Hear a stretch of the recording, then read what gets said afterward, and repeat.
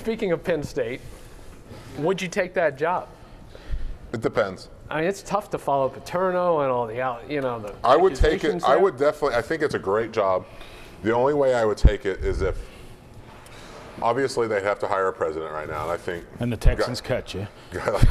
Okay. Okay. So let's just say the Texans cut me, and let's say Penn State offers me something like Urban Meyer got. Yeah. And $7 million a year. Okay. You'd be taking a pay cut. Something along those lines. Anyways, but if the president promised that it's a clean slate, everyone's out, that Tom Bradley's out, all of them are out, and you know what, you might end up cutting off a few heads that are innocent, but you have to. You cannot keep, the interim AD right now is I've heard is lobbying for Tom Bradley to stay. There's no way some of these people didn't know what's going on. And the problem to me is that over the next couple of years, you're going to have trials. It's going to be in the news. You're going to have, and the worst thing that can happen is this thing stays with your program. This thing's only going to get uglier before it gets better. Well, that's what I'm saying. It's going to get worse before it gets better. But the thing is, you can do is you can have nobody around. Like if it comes out and said Tom Bradley obviously knew what was going on, at least he's somewhere else. At least he's not there anymore. Because then it's like, wait, does Penn State really care about this? Does Penn State really want to clean up their average? Because if they did, they get rid of everybody. They've cut off the head now. They've gotten off of everybody. The Board of Trustees probably should be forced to step down too. I mean, everybody should probably go. And they should start with a clean slate. But you have to, if you're a head coach, and then you have to bring in everyone new. I never understood how Paterno was still recruiting anyway. Well, I really enjoyed it when I recruited your grandfather. Yeah. I mean, I didn't understand how he was reaching out anyway. He wasn't doing anything. But he's a legend there. I mean, his name alone opens doors that... Evidently, to second mile. Oh, God. The problem with it's not just the allegations and everything surrounding their program.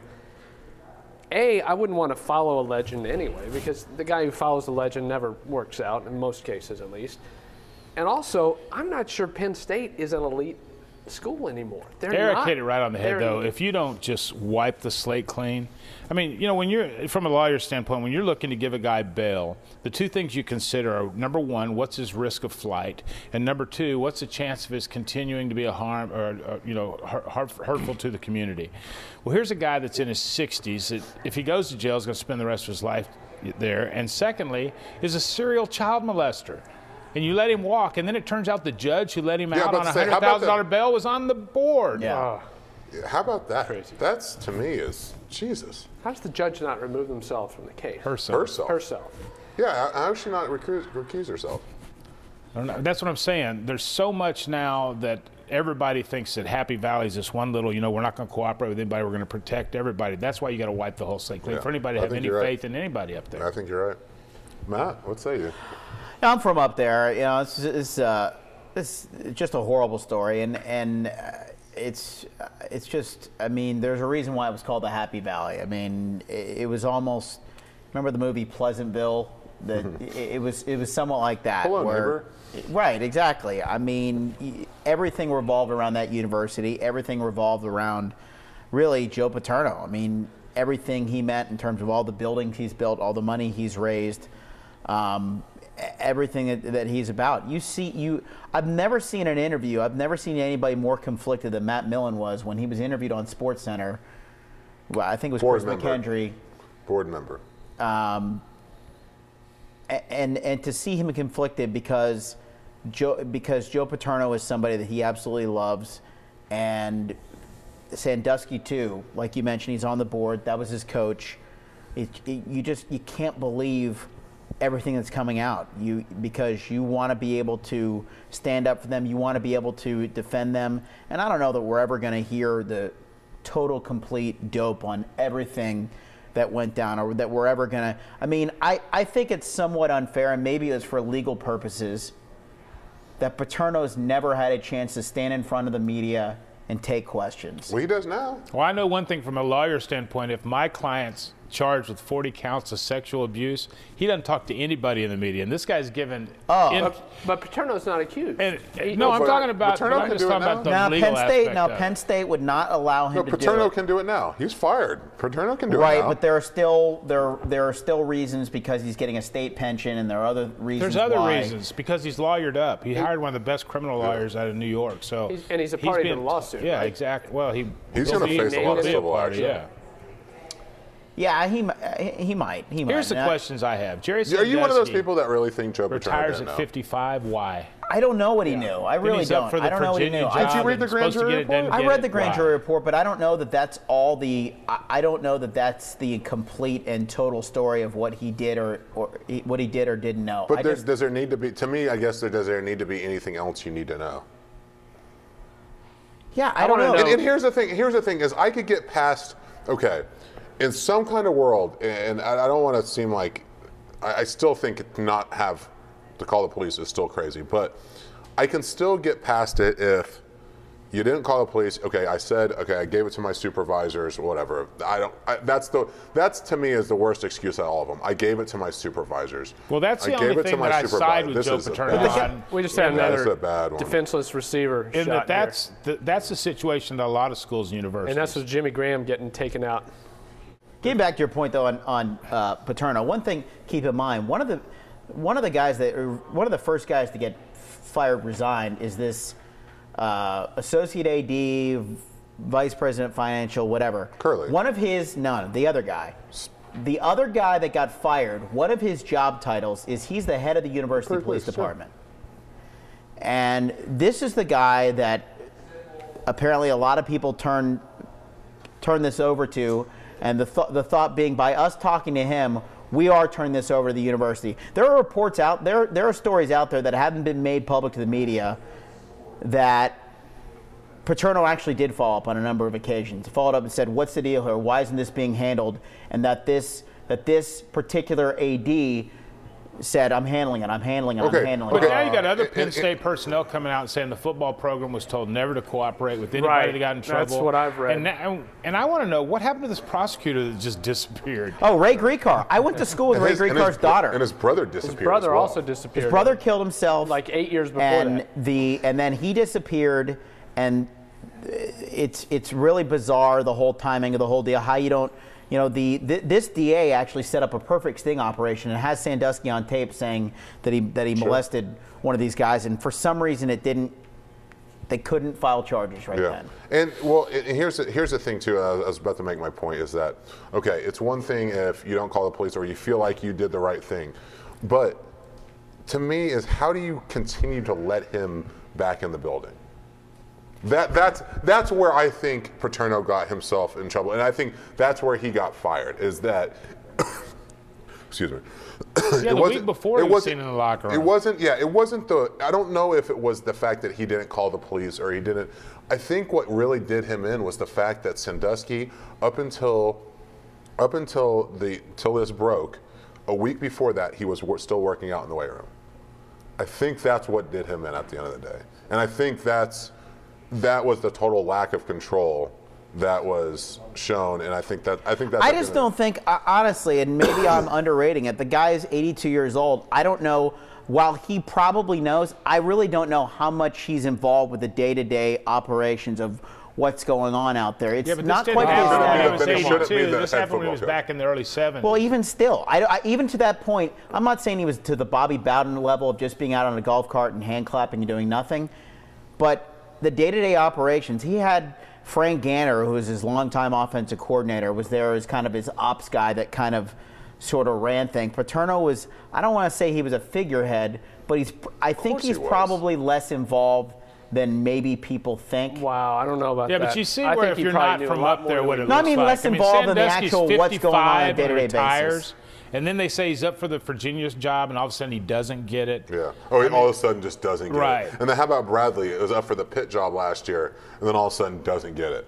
Like, holy cow, just Bradley all of a sudden just doesn't get this job after he's tied into the state of Philadelphia. But is Bradley, I don't think Bradley's implicated in all this. I mean, I don't think the implication is that Bradley roomed with McCreary. roomed with McCreary for 8 years or something like that, or I don't know, 8 years, but they lived together. Right. Because unfortunately, Bradley's wife passed away a while ago, and so McCreary and them lived together.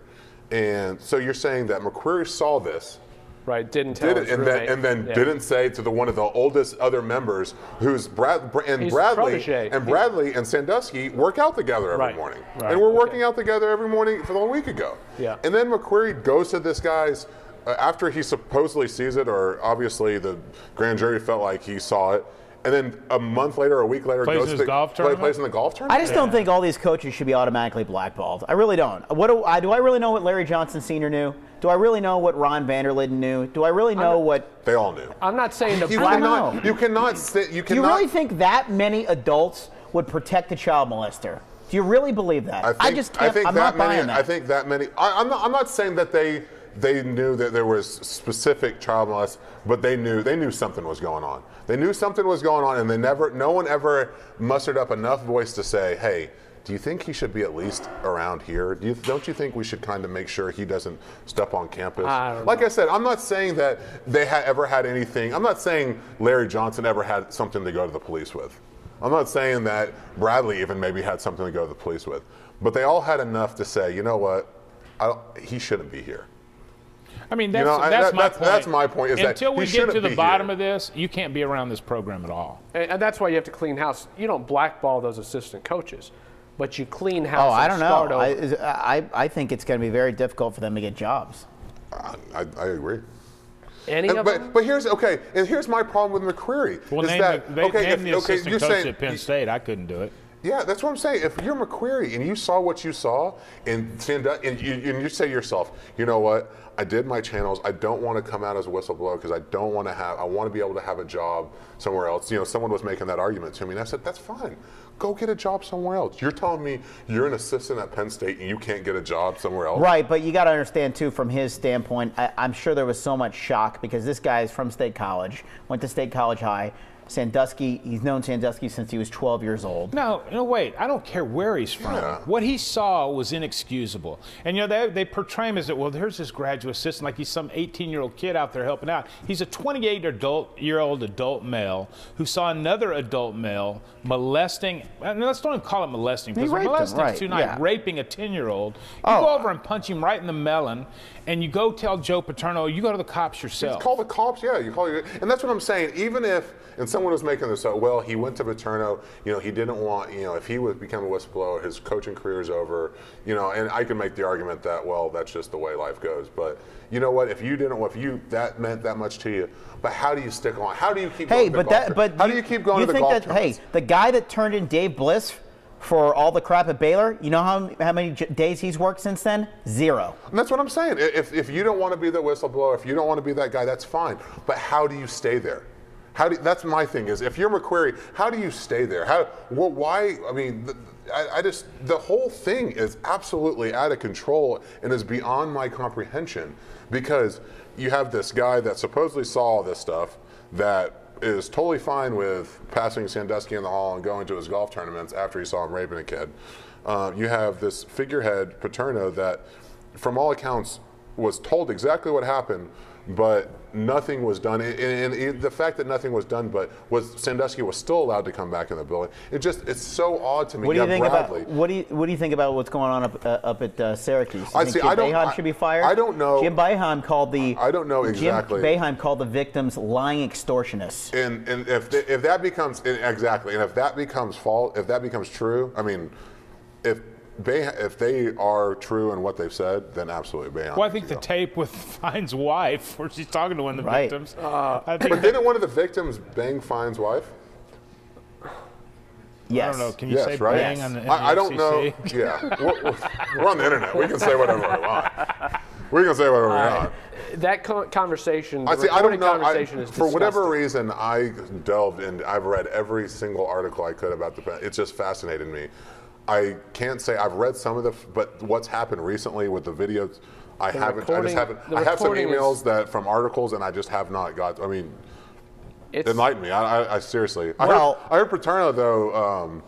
he actually rented out a bunch of private jets and went flying, reported out of State College up to Syracuse. So whoever wanted, we're loading up the buses. Whoever wanted to go, he actually has a bunch of citations just ready to get out of State College. Well, I just thought it was interesting that Boeheim, when given the opportunity initially to have any compassion whatsoever, immediately said, "This guy's a liar. They looked into this. It wasn't true. He's looking to get money."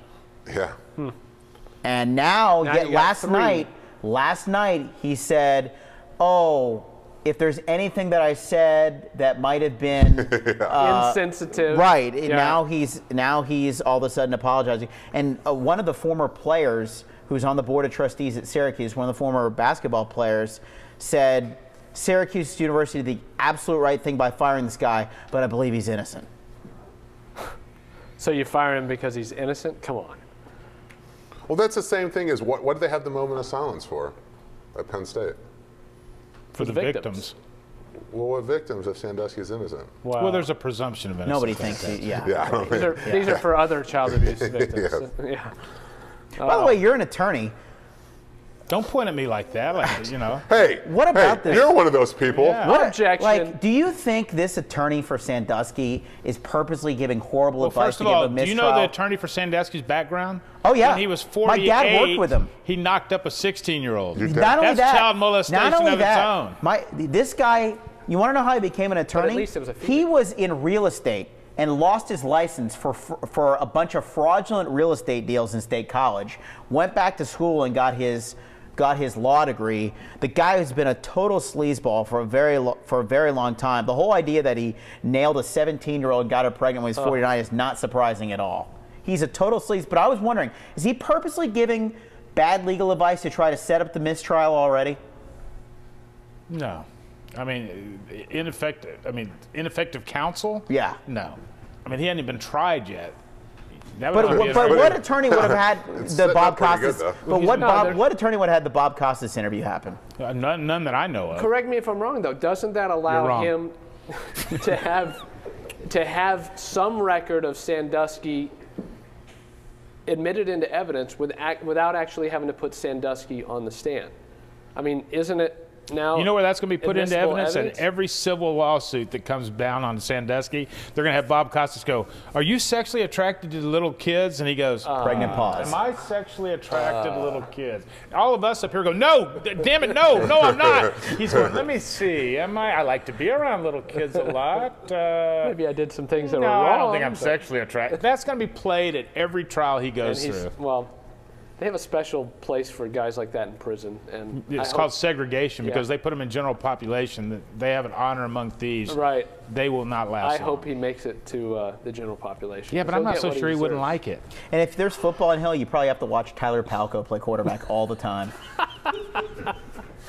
It's the worst quarterback I've ever seen. Okay.